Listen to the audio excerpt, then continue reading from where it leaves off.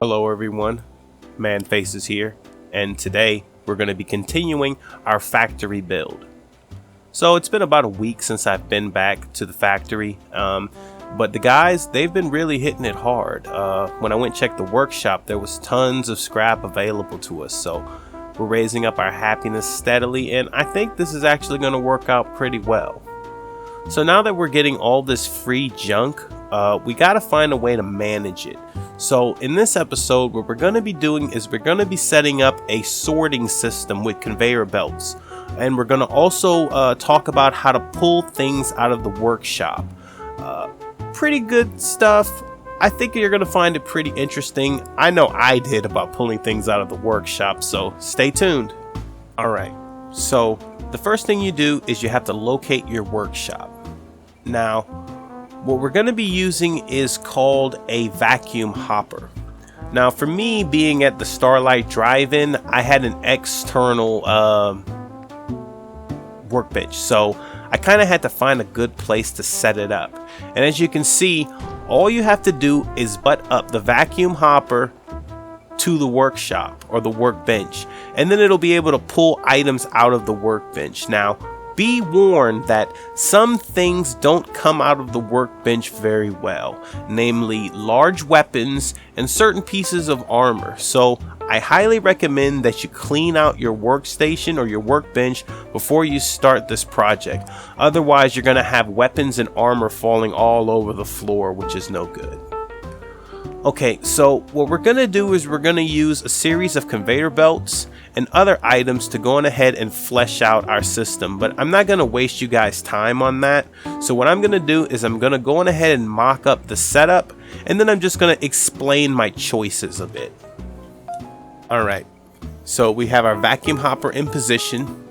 Now, the next piece I used was a raised platform, and basically what it does is that it picks up.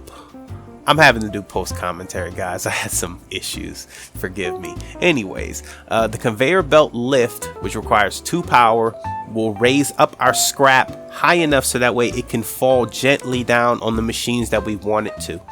What I found is that it's easier to raise up the scrap and then set your conveyor belts versus you trying to keep everything at one level, because most of the time the ground is going to get in the way. So pretty much what we did is we used all conveyor belts. Now, I know it looks cool, but there really is more of a reason for it than that. And as you can see, I'm kind of just going through the conveyor belt lifts. There's quite a few different types in different ways that they're turned, so undoubtedly you're going to find the correct one. So if you notice, I was using the slanted conveyor belts, and basically those were a necessity. What I found out is that the metal rolling wires, they just get things stuck in them. Okay, so now we're running a bit of a test just to see how the conveyor belts run. And they are animated, so you do kind of slide a bit, but as you guys can see, we have wood. Now, I did notice that at this curve, sometimes things were falling off. So what I'm probably going to do is either put something underneath it to catch it, or I'm going to put like a trash can or something. That way I can just go in and pick that stuff up. So let me go on ahead and stop the generator, and then we'll go on ahead and we'll talk a little bit more about the types of conveyor belts we used in the setup, because there are a bunch of different types that you can choose from.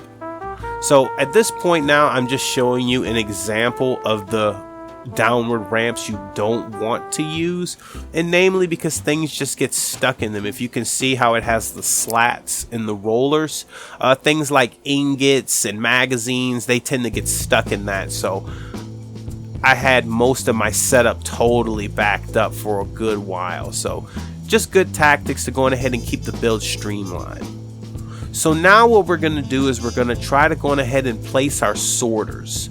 I wanted to go on ahead and get half of the build set up first, because what I've been noticing is that sometimes I have to tear it down and move things slightly just to get it to work a little better.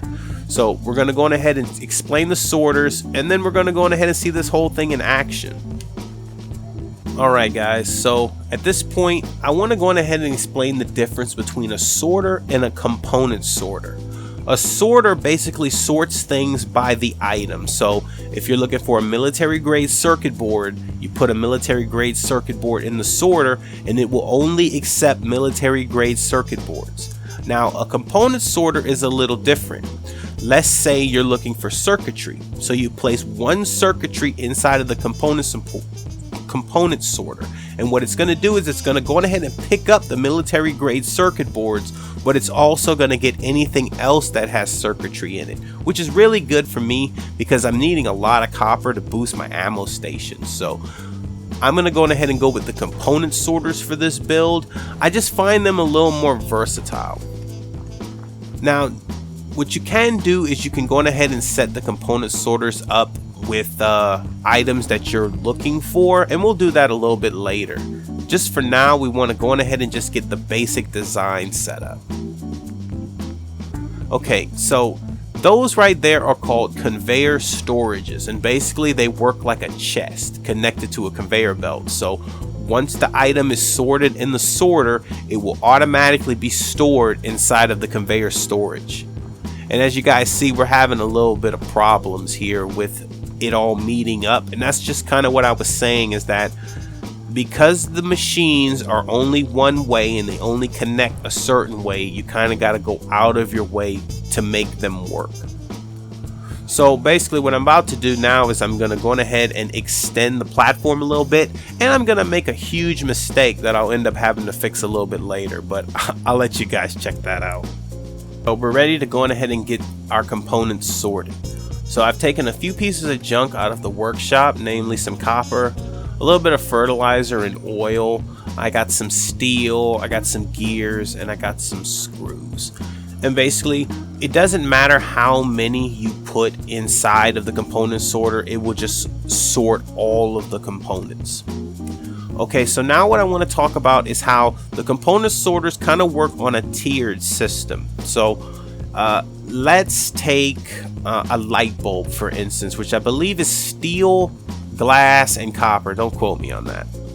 Okay, so if we put copper in the first component sorter and we put steel in the second component sorter, then the light bulb is going to go into the copper. Okay, so let's say it doesn't have any copper inside of the recipe, then it'll go straight into the steel.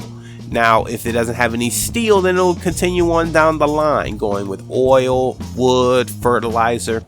And if you notice, the final conveyor storage is just for things that couldn't get sorted.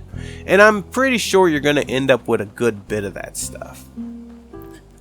Alright, so this right here is kind of an error in my part.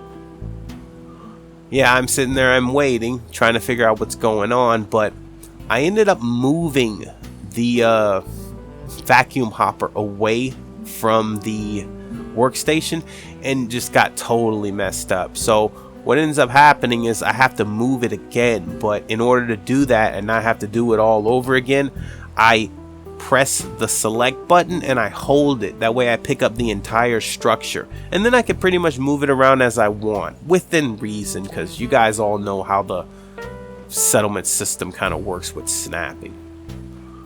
So I'm gonna go on ahead and run in a circle for a little bit, trying to figure out what's wrong with it, and then I'm gonna go on ahead and try to get it fixed up. So I'll show you guys it in action.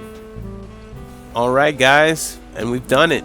And as you can see, the vacuum hopper is literally almost in the exact same place. What I realized a little bit later was that sometimes these machines glitch, and what you have to do is you have to remove them from power and then re-establish the power. I also want everyone to note that I do not have to hook up power to each and every terminal.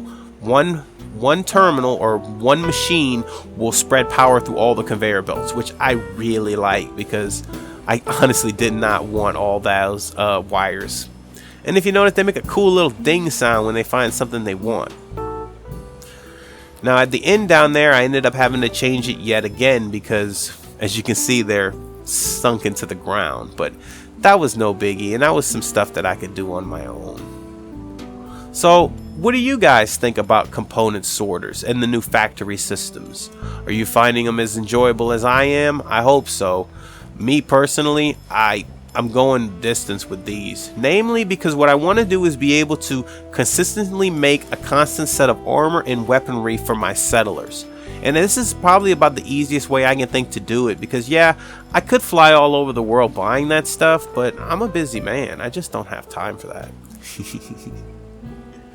But anyways, thanks for watching, everyone. Like, share, subscribe, and stay tuned for more fun. In the next episode, we're going to explore probably the armor stations, because I think they're going to have elaborate recipes, and I kind of want to know what type of junk I'm going to need to start hoarding in order to get it done.